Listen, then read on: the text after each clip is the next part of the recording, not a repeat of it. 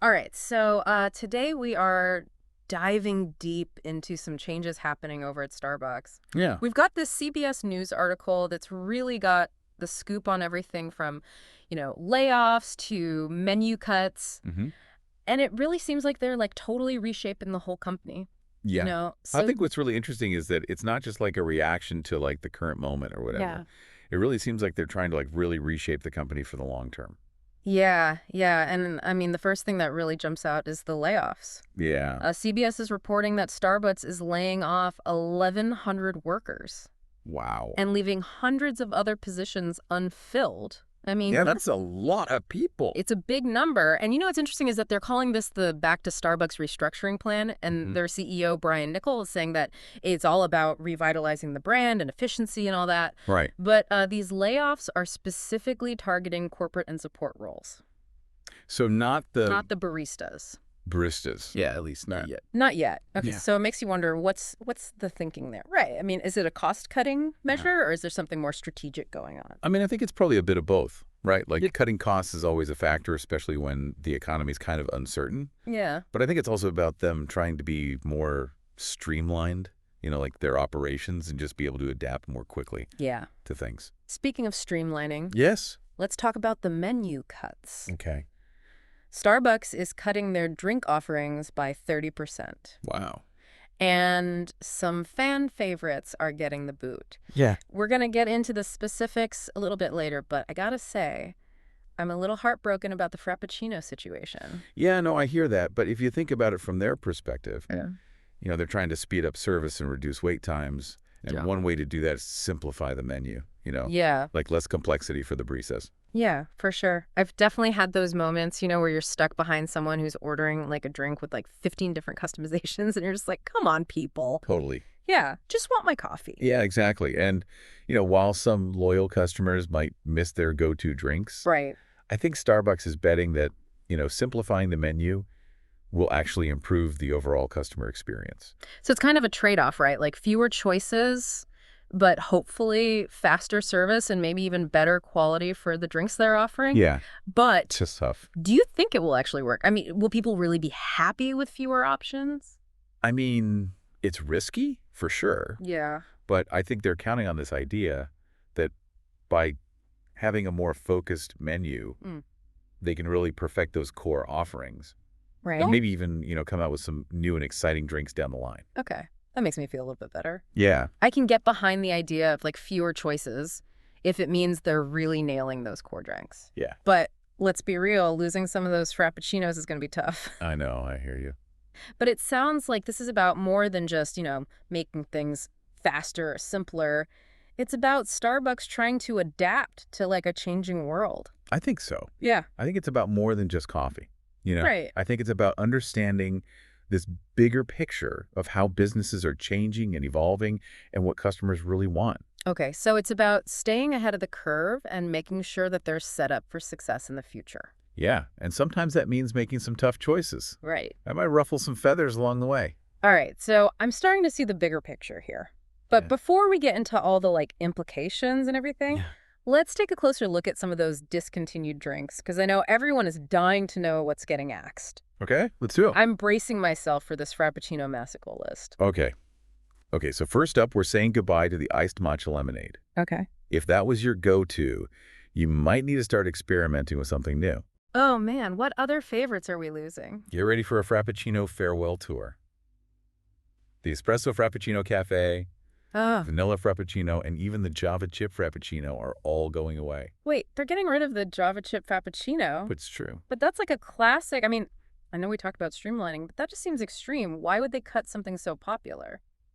Well, it could be that even though it was popular, it just wasn't as profitable as some other drinks. Right. I mean, ingredients prep time, that all adds up. Okay. Or maybe they're working on something new. A new drink that they think will be a real hit. Ooh, a new drink. I like that idea. Yeah. But I mean, what about all the other Frappuccino fans out there? What else are they getting rid of? So we're also saying goodbye to the white chocolate, mocha Frappuccino, Hmm. the chai crumb Frappuccino, the caramel ribbon crunch, creme Frappuccino, the double chocolatey chip crumb Frappuccino, the chocolate cookie, crumble creme frappuccino and the white chocolate creme frappuccino. Wow, okay. They're really serious about this. It's like a total Frappuccino exodus. But I guess they are keeping some of the core Frappuccino flavors. Yeah, they're holding on to the classics like caramel mocha coffee, you know. Right. But it definitely seems like they want a simpler frappuccino experience overall. Okay, yeah. It's like they're decluttering the whole drink menu. Yeah, exactly. Sometimes I think too many choices can be kind of overwhelming. Oh, totally. I Yeah. mean, it could be like decision fatigue, Yeah. and they're hoping that less will be more, you know? So it's about quality over quantity. Exactly. Okay, so besides the Frappuccinos, are there any other drinks that are getting cut? Yeah, a few more. The white hot chocolate, the Royal English breakfast latte, and the honey almond milk flat white. Huh, interesting. Some of those are a little less surprising. I mean, I guess they weren't as popular to begin with, but I wonder how all of these changes are going to affect customer satisfaction. Yeah, it's a good question. I mean, what about the customers who, like, relied on those specific drinks? What are they supposed to do? Well, I think it's a good opportunity for the baristas to get creative. Okay. Well, they can help customers find some new favorites. Hmm. Even if it's not exactly the same as what they used to get, Right. maybe this will even lead to like some cool new drinks. Yeah, that's a good point. This could be a chance for everyone to, like, experiment a little, Exactly. right? It might not be the end of an era, but the start of something new. All right, so we've talked about what's changing, but let's get back to the why. I mean, I know we talked about streamlining for efficiency, but what are some of the other reasons behind all of this? Why is Starbucks making such big changes? Well, remember that CBS article mentioned Starbucks trying to, remove layers and duplication and create smaller, more nimble teams. Huh. So it sounds like they're moving towards a more decentralized structure, which is something we're seeing in other industries too. So it's not just about making drinks faster, it's about, like, changing the whole way the company operates. I think so, yeah. So what are some of the benefits of restructuring like that? Well, one potential benefit is that it could make them more adaptable. Okay, With a flatter structure, they can respond to changes more quickly. that makes sense. I mean, in today's world, everything is changing so fast. Exactly. Companies need to be able to keep up. But are there any downsides to restructuring like that? Oh, yeah, for sure. One challenge is that it might be harder to keep things consistent. Oh, I see. With less management, it might be tougher to make sure that every store is doing things the same way. That's true. You wouldn't want the Starbucks experience to be completely different depending on which store you go to. Right. What about the impact on the employees? I mean, do you think this is good or bad for the people who work at Starbucks? It's hard to say. It really depends on the individual. Some people might do really well in a more independent environment, Yeah. but others might feel lost without that same level of support. So it's a mixed bag. Yeah, definitely. It's a big change, and there are going to be some challenges. Of course. But ultimately, I think Starbucks is hoping that this will create a more engaged workforce. Okay, so it's not just about cutting costs or making drinks faster. It's about trying to build a company culture that can adapt and thrive in a changing world. Yeah, I think that's a big part of it. But before we go too far down that road, I want to go back to something you mentioned earlier about these changes at Starbucks reflecting larger trends in the business world. Yeah, so we've seen these big changes at Starbucks Layoffs menu, cuts, this whole restructuring, and it feels like they're sending a message not just to their customers and employees, but like to other businesses too. Yeah, I think so. I mean, Starbucks is such a huge company Right. that when they make a change like this, people notice. Yeah. So are other companies watching this closely? Do you think they're taking notes? I think they are, especially if Starbucks is successful. So you're saying if this back to Starbucks thing works, if they see their profits go up and their customers are happy, Yeah, then we could see other companies trying to do the same thing. exactly.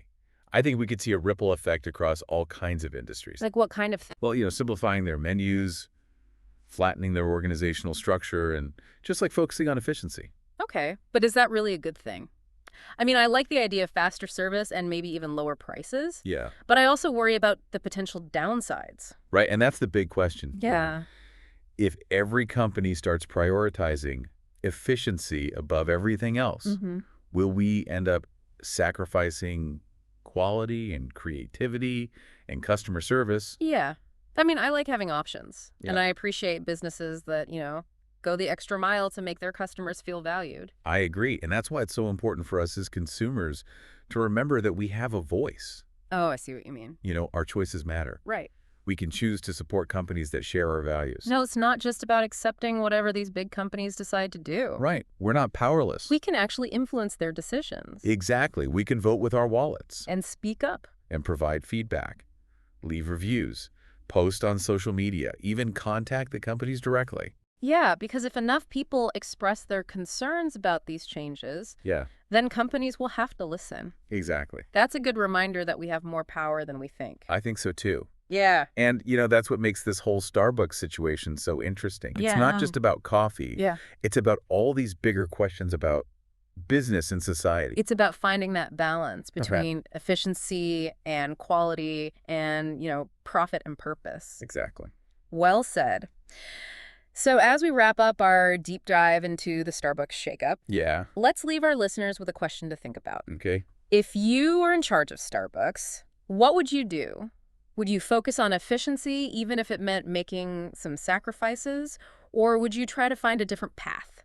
A way to balance the need for profit with a commitment to quality and creativity and all those things that make Starbucks special? That's a great question. There's no easy answer. No, but it's definitely something to think about. Yeah, thanks for joining us on this deep dive. Yeah, thanks for having me. And remember, stay curious.